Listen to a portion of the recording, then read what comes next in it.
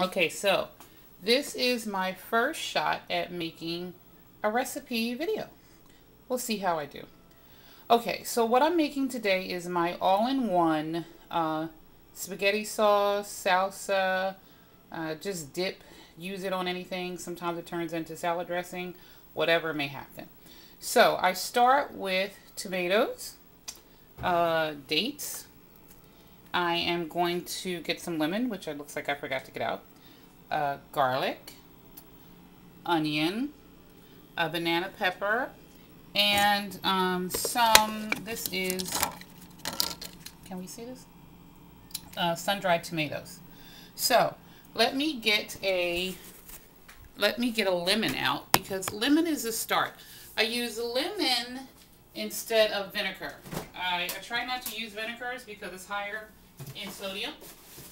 So I use a lemon, in my handy dandy juicer thingy.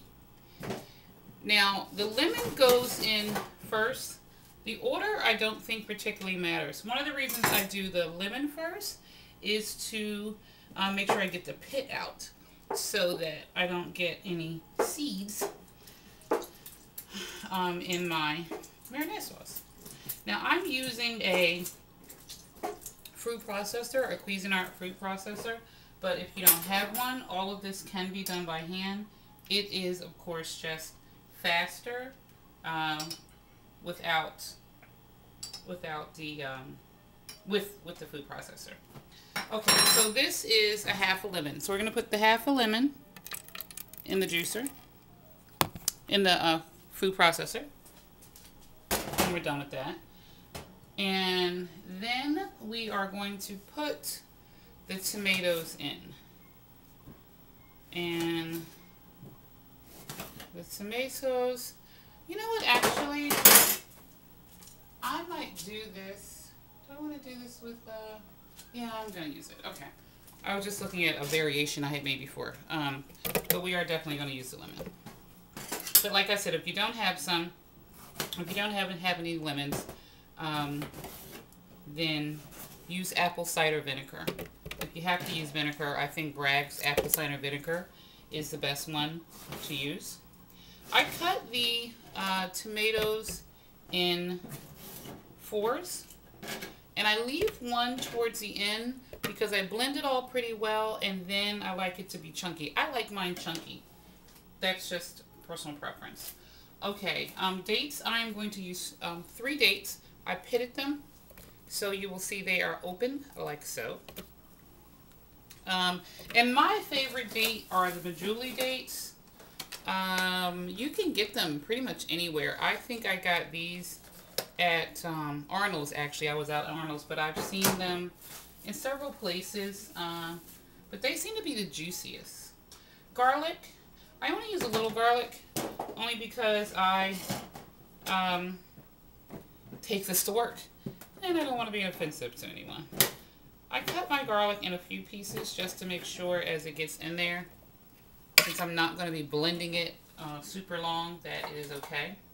Onion, I use just a little onion, about that much, which I guess is maybe a quarter onion. I like sweet onion, Vidalia onion. I don't like to use the red onion in this mix. I feel that it gets a little too acidic, and tomatoes are already acidic, but they're okay. They're a fruit. It's hard sometimes to think of them as a fruit, but they are.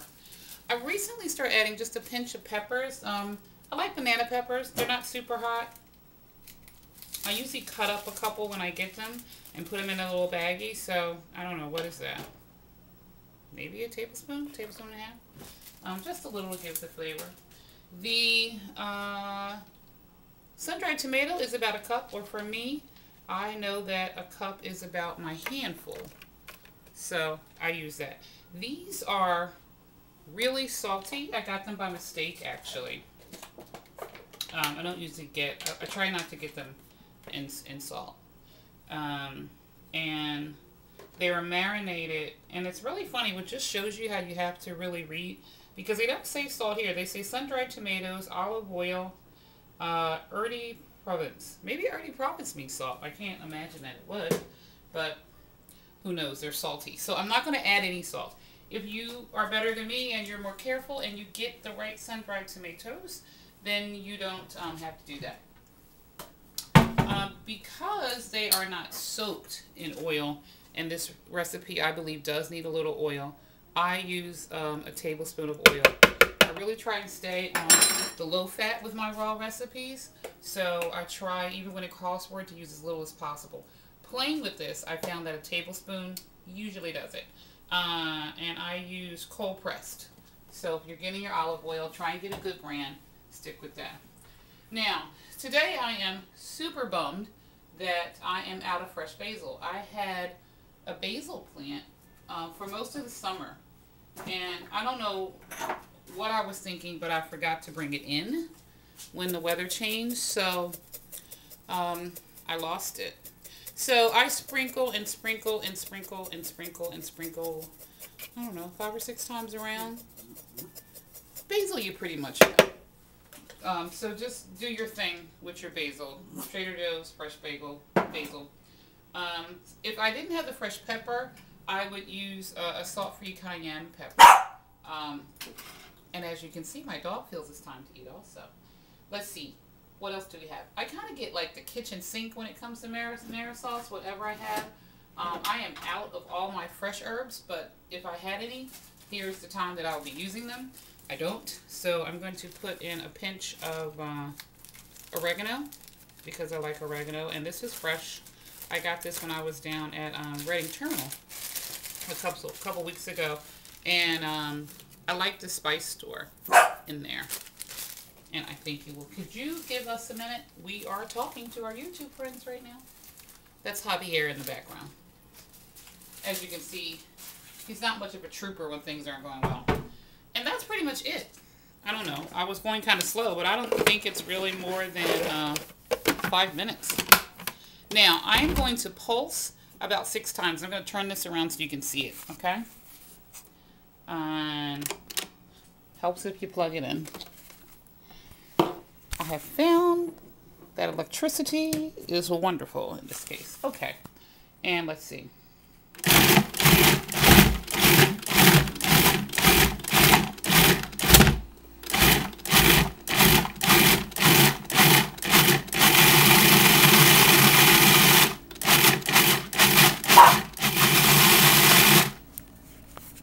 Okay, so let's see what we have.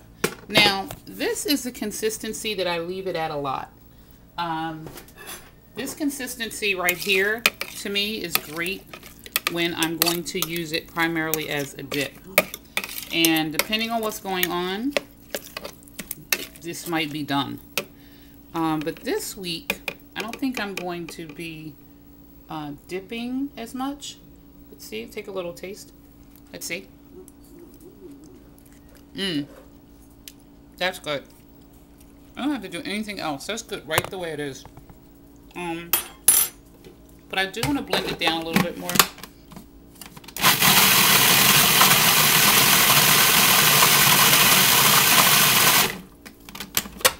And now that I kind of have it the way I want it, I'm going to add the other tomatoes because I'm sure I can leave it chunky and still be okay. Ah, caught it.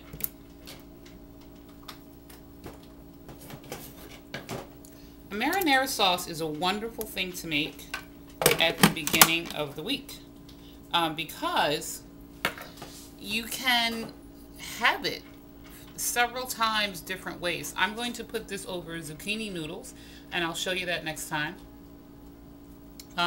Or sometimes I could just slice up cucumbers and zucchini, maybe some other type of squash, what other vegetables you need. You could broccoli if you like your broccoli raw, and just use it as a dip, but make a nice plate of it so you can get pretty full.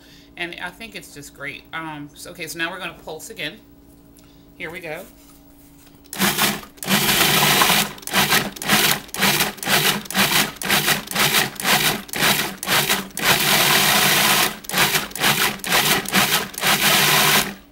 Okay, and let's try it one more time.